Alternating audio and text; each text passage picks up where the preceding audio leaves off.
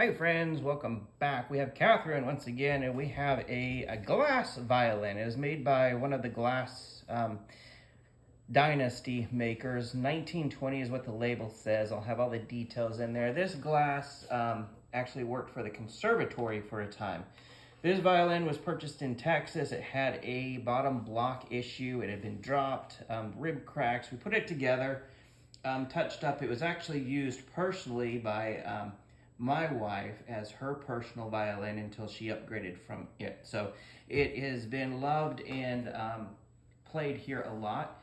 It just had new strings put on there, and then there has been some touch up on there as well. The varnish for this glass was really it's really a soft one, so a lot of it had been worn off on the top where your hands go and on the bottoms. We touched it up just for personal preference, but anyway, I'm going to stop talking because this one I would like for you to hear what I'm hearing.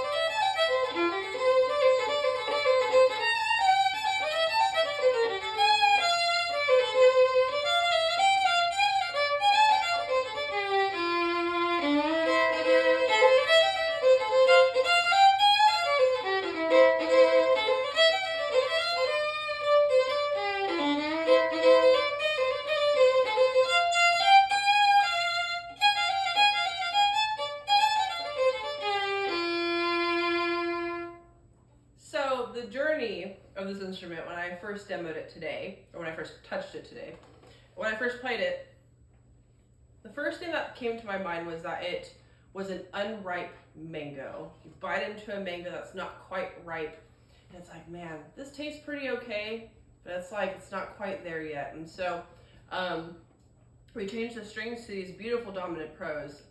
My third favorite string? Yeah, my third favorite string. And it's like now it's gone from an unripe mango to like the best burger you've ever had. Oh my gosh. Like the sound to me, if I were a fiddler with a professional country band, like out there on the road playing these country tunes, this would be like one of the fiddles I would with me. Absolutely. It has that raw like country fiddle sound, and it has a roughness that you want to be able to channel into, that country sound. In my opinion, I've played with a couple of country groups before, and this sound would just fit so well in.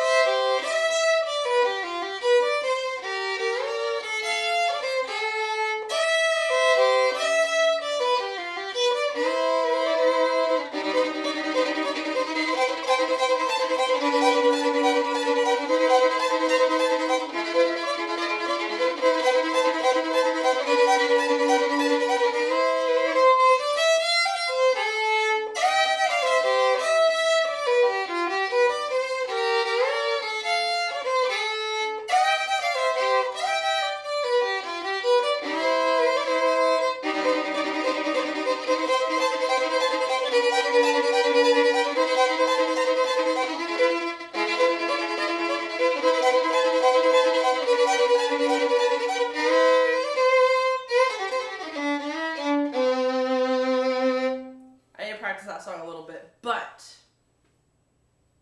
it just has that richness to it that I think sounds so good in country music. And you can really push the sound to its limits. And with some instruments, when you try to push them, past a certain limit, it kind of crumples under the sound and it turns into like a styrofoam sound almost, and it kind of creaks and squawks in a way that personally I would never want my fiddle to be able to sound. Like I don't want my violin to sound like that if I'm really trying to push it. But here, all that was coming out, aside from my lack of practice on the song, really all that was coming out was this just cloud of tones. It was just incredible how rich the sound is and how savory it is. It's extremely savory. Now, because we're talking about country music, I'm going to play a tune that I haven't played in a while, so we're going to see what happens, but I think it's going to sound really cool.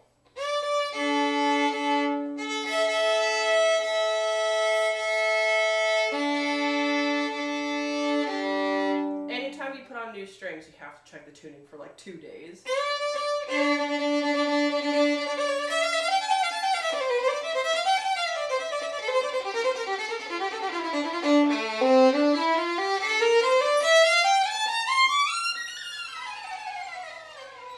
I actually nailed it.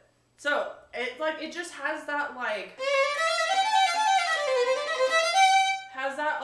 warm, bright, pushy sound.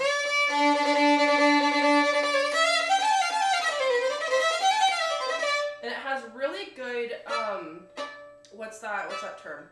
It has a really good catch and grab sound. Like I'm really able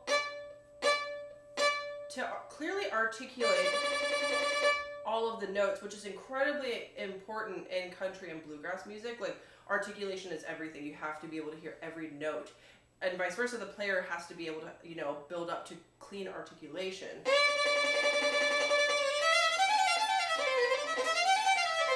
Which obviously I need practice on. But some of the great country bluegrass players, this is a tangent, sorry, their articulation is just absolutely phenomenal.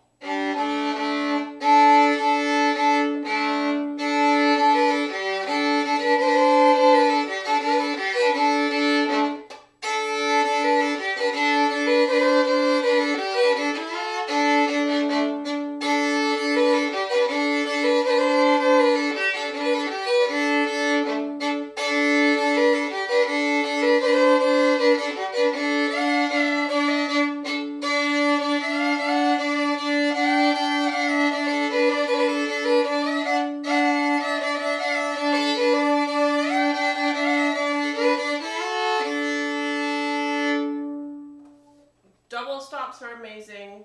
Sound is amazing. Projection is amazing. It is like you just gotta come down to Viva Violins and try one of the best burgers you've ever had in your life. It's such a treat for the audience. I'm imagining it's a treat for the audience. It's a treat for me. This is a one-of-a-kind violin, and you should definitely come try it in person. And you know me, par for the course, I have to comment, but that is, I guess the only word I can say is like room filling. It's almost like it's playing from above the violin. It is so big and just kind of a church organ, big sound, and huge under and overtones in this violin. So I can see why my wife, why she picked this one. She's since upgraded to a even better master violin, but this one, yeah, big juicy sound. Thank you for doing that. And that Copperhead Road sound, I mean, that was a little bit of ominous feeling. I've never been like afraid of a violin or fiddle, but that one was like, I'm not gonna mess with this one because it's got something. So I would love to hear what you think, so comments are always appreciated. Thanks for your time. Play on, my friends.